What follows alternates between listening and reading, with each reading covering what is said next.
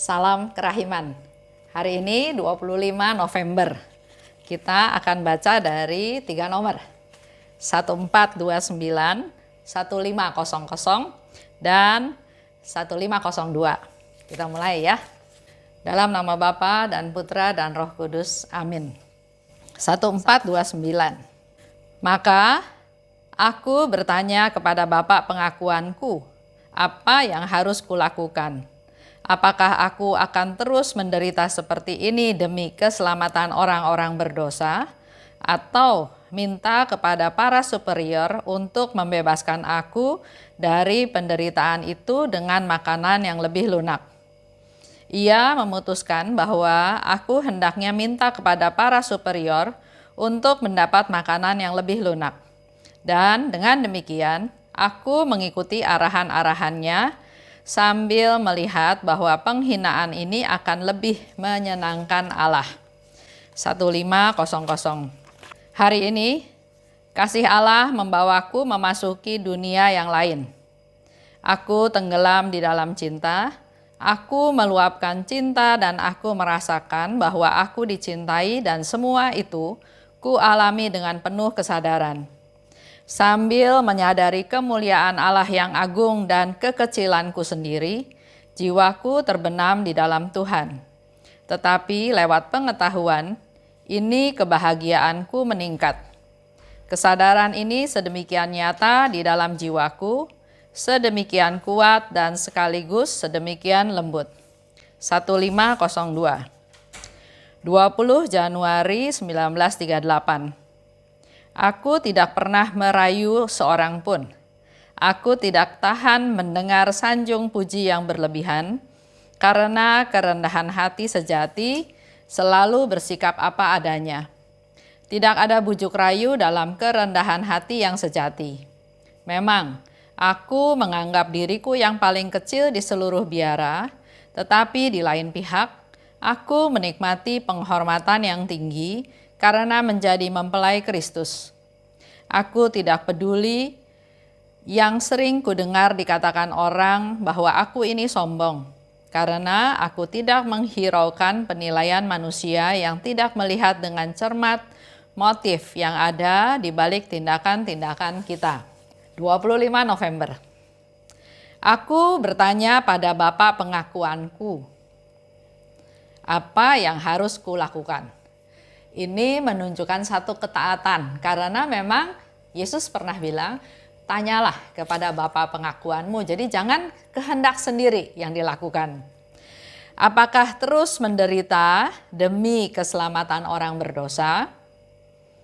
Atau minta pada superior untuk membebaskan aku dari penderitaan ini dengan makanan yang lunak?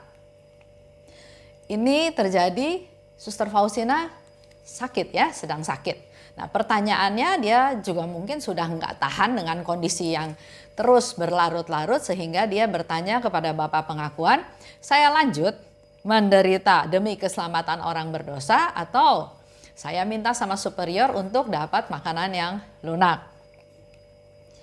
Dan Bapak pengakuan mengarahkan supaya Suster Faustina memilih alternatif yang kedua, yaitu berkata pada para superiornya untuk dapat makanan yang lebih lunak.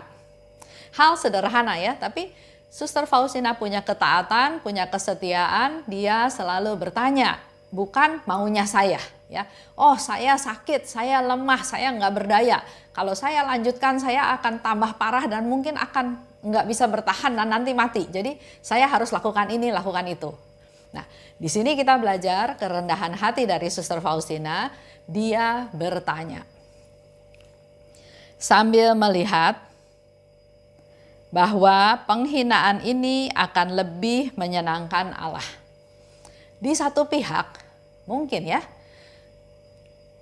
kita lihatlah sekelilingnya Suster Faustina itu banyak suster-suster yang juga nggak senang atau nggak suka atau mencibir atau menghina Suster Faustina.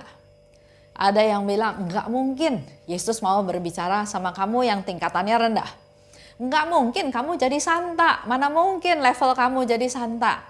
Kamu males makanya kamu bilang kamu pura-pura sakit.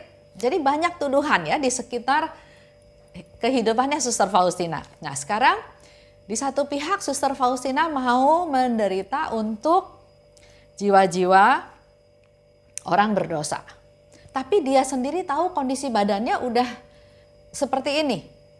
Kalau dia lanjutkan mungkin bisa, tapi nggak bakal bertahan lama karena kita tahu ya setiap manusia punya keterbatasan fisik, kemampuan, kekuatan. Sama seperti Yesus juga waktu di jalan salib, dia jatuh dan jatuh lagi. Apakah sengaja? Enggak, karena memang dia sebagai manusia, dia sudah habis tenaganya sehabis-habisnya sehingga dia jatuh. Begitu pula dengan Suster Faustina, mau menderita demi keselamatan jiwa-jiwa. Tapi dia bilang, apakah saya harus lanjut atau saya terima makanan lunak? Saya nggak tahu persis ceritanya ya, tapi kalau dia membela, menderita demi keselamatan jiwa-jiwa, bisa aja yang dilakukan adalah mati raga.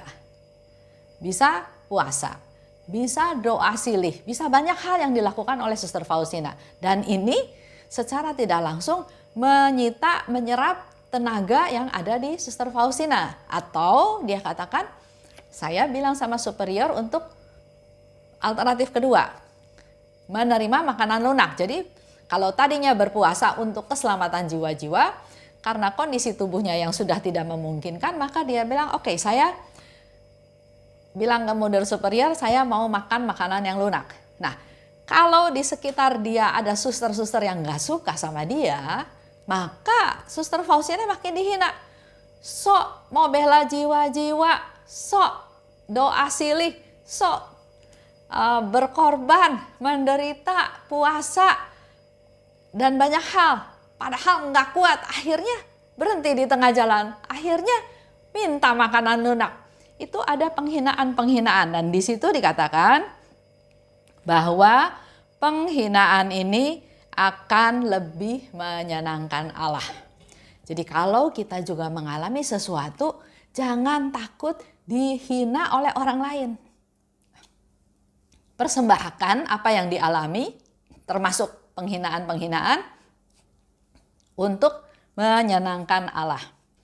Ya, tadi seperti saya sudah kasih contoh, penghinaan itu nggak tahan, makanya dia minta makanan yang lunak. Dan yang dikatakan oleh Suster Faustina lagi di sini, dia nggak membela diri, nggak sok kuat, nggak sok suci, ya. Dia apa adanya, dia nggak bela diri, dia tahu kelemahan dia sehingga dia minta kekuatan, minta pendapat, minta advice dari Bapak Pengakuan dan juga dari model superior. Ada banyak orang yang nggak mau kelihatan gagal. Nah, di sini Suster Faustina memberikan satu contoh, inilah kerendahan hati. Kalau memang kita nggak sanggup, kalau memang kita nggak mampu, kita harus berserah pada Tuhan, harus minta pertolongan Tuhan dengan segala konsekuensi, termasuk penghinaan-penghinaan ya. Ini bukti kerendahan hati. Lanjut 1500. Hari ini kasih Allah membawaku masuk ke dunia lain. Aku merasa bahwa aku dicintai. Aku tenggelam dalam cinta. Semua itu dialami dengan penuh kesadaran. Jadi apa yang dialami oleh Suster Faustina, dia sharingkan pada kita semua. Bahwa dia ada di dunia lain di mana di situ dia merasa sangat dicintai. Dan hal itu dia sungguh-sungguh alami secara dengan kesadaran penuh, ya, bukan mimpi, bukan imajinasi. Menyadari kemuliaan Allah yang agung dan kekecilanku sendiri, jiwaku terbenam dalam Tuhan dan kebahagiaanku meningkat. Dengan dia tahu dia papa, dia tidak berdaya, dia kecil, tapi dia sadar Allah itu maha mulia, Allah itu, kemuliaan Allah itu sangat agung, dan itu menimbulkan kebahagiaan dia meningkat. Nah, sekarang kita balik ke cerita, contoh ya, sharing. Ada seorang ibu. Dia merasa gagal, dia merasa apa yang sudah dia perjuangkan itu hilang gitu aja. Semuanya sepertinya sia-sia, dia gagal, sekarang dia dalam posisi yang putus asa, nggak tahu apa yang harus dilakukan ya. Contohnya, pertama yang dia alami ya, pertama suaminya meninggalkan dia. Mereka suami istri, nggak punya anak, setelah sekian belas tahun menikah, dengan tanpa alasan yang jelas ya, suaminya tinggalin dia. Dia melakukan usaha, ternyata usahanya bangkrut. Ya, salah satu sebabnya juga karena masa pandemi ini ya, menyebabkan usahanya bangkrut. Di pihak lain, dia menolong orang. Dia lihat atau dia punya satu relasi dengan satu temannya sangat perlu dibantu, waktu itu dia bantu temannya. Ya, waktu dia masih sanggup ya, dia bantu sedemikian rupa, tapi ternyata apa yang dia lakukan, bantuan yang dia lakukan, nggak dinilai sebagai sesuatu yang baik. Malahan punya nilai negatif dalam arti si temennya yang dibantu itu jadi punya sifat seperti parasit. Nggak mau berdiri sendiri. Ngeluh dan ngeluh supaya dia dibantu dan dibantu terus. Dia hidupnya memang agak tertutup ya, sehingga dia nggak terlalu punya banyak teman, nggak punya banyak kerabat, dan memang di keluarganya pun dia keluarga kecil, jadi bukan keluarga besar yang punya saudara di mana-mana. Jadi dia sekarang merasa dia sendiri, dia kesepian, dia putus asa. Itu penderitaan yang dia alami. Nah, semoga dengan mendengarkan pembahasan hari ini, dia juga bisa belajar dari Suster Faustina, di mana dia menyadari kepapaannya ya. Suster Faustina sadar bahwa saya ini nggak bisa apa-apa, saya ini nggak berdaya, saya ini orang kecil, ya. Tapi dia bisa menerima keadaan yang terjadi. Dia pasrah. Dia nggak ngotot, dia nggak takut gagal, dia nggak takut diomongin superior, dia nggak takut ditegur sama bapak pengakuan. Dia pasrah, dia mengungkapkan yang terjadi pada dirinya. Kelemahannya, ketidakberdayaannya, penderitaannya. Dia juga nggak menuntut sama Tuhan. Suster Faustina kan menderita ya. Dia menderita untuk keselamatan jiwa-jiwa. Dia nggak minta ke Tuhan, Tuhan, saya melakukan hal yang baik loh, menyelamatkan jiwa-jiwa. Kasih saya kekuatan, kasih saya kesehatan. Kok saya dibikin sedemikian menderita? Kok suster-suster di sekitar saya nggak support saya, nggak dukung saya? Faustina nggak lakukan itu. Dia nggak komplain, dia nggak marah, dia menerima. Itu salah satu bukti dari kerendahan hati. Dia mengandalkan Tuhan, terserah Tuhan ya. Yang penting dia percaya, dia benamkan diri dalam Tuhan, itu menjadikan kebahagiaan dia. Dan dikatakan kebahagiaannya meningkat.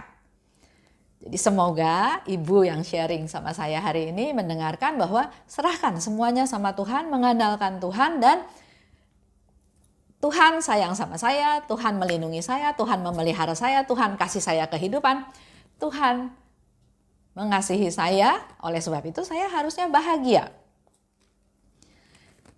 Mari kita mulai dengan hari yang baru. Nggak ada yang terlambat. Kita mulai hari ini dengan hari yang baru. Lupakan yang lama, artinya ya kita nggak bisa, ya namanya suami istri ya, kita nggak bisa terus mengikat. Kalau memang suaminya mau pergi terus gimana? Ya, karena itu udah di luar kemampuan kita ya. Tapi kita harus tetap ada di jalan Tuhan. Kita tetap setia, kita tetap mengandalkan Tuhan, kita tetap berdoa, kita tetap minta supaya Tuhan mempersatukan kembali hal-hal yang berkenan di hatinya Tuhan. Kita mulai hari yang baru, melupakan yang lama, mulai lagi dari nol. Maju ke depan bersama Tuhan, lebih mengandalkan Tuhan. Nah, mungkin ini semua boleh menjadi satu masukan juga buat kita semua ya. Khususnya teman-teman devosan yang ada di KAJ, Keuskupan Agung Jakarta.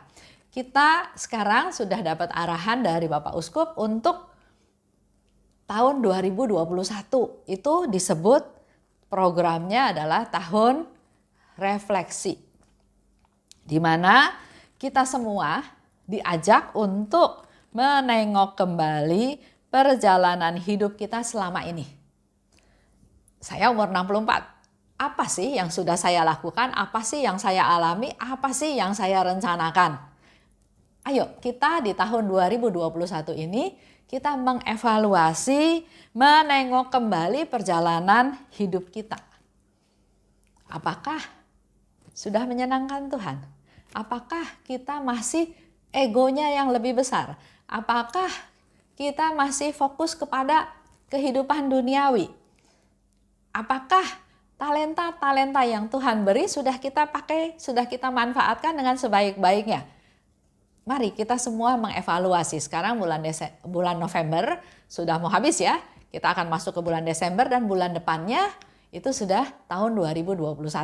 Dengan masa pandemi seperti ini juga ada sedikit arahan atau ada masukan dari kenapa ya dipilih tahun refleksi. Di sini dikatakan apa yang dikehendaki Allah dalam masa pandemi COVID ini. Itu boleh menjadi bahan refleksi kita ya. Dan yang kedua, mencari kebaruan apa yang diharapkan Allah muncul setelah masa pandemi COVID-19 ini berlalu. Itu menjadi pegangan kita, PR kita untuk di tahun 2021. Itu aja renungan hari ini ya. Kita masuk ke dalam doa penutup. Dalam nama Bapa dan Putra dan Roh Kudus, amin. Allah Bapa yang Maha Baik, terima kasih atas pengajaran pada hari ini, di mana kami boleh kembali lagi belajar dari Suster Faustina tentang kerendahan hati. Kegagalan bukan sesuatu yang perlu disembunyikan, tapi diakui, dan dengan ketidakberdayaan, dengan kepapaan, dengan keterbatasan, justru kami makin bersandar padamu Tuhan, makin berserah padamu, makin menyerahkan segala sesuatunya dalam bimbinganmu, dalam pimpinanmu. Berkati kami semua Tuhan, khususnya kami para devosan di Keuskupan Agung Jakarta, di mana sudah dapat arahan dari Bapak Uskup tentang tahun 2021 untuk mengevaluasi, melihat kembali seluruh kehidupan kami. Urapi kami Tuhan, berkati kami agar kami tidak menyia-nyiakan waktu yang Engkau beri, tapi melakukan hal-hal yang berkenan kepadamu. Jamahlah kami Tuhan, ubahlah kami menjadi orang-orang yang rendah hati, yang hidup berkenan di hadapan-Mu. Kemuliaan kepada Bapa dan Putra dan Roh Kudus, seperti pada permulaan sekarang, selalu dan sepanjang segala abad. Amin. Dalam nama Bapa dan Putra dan Roh Kudus. Amin. Salam kerahiman.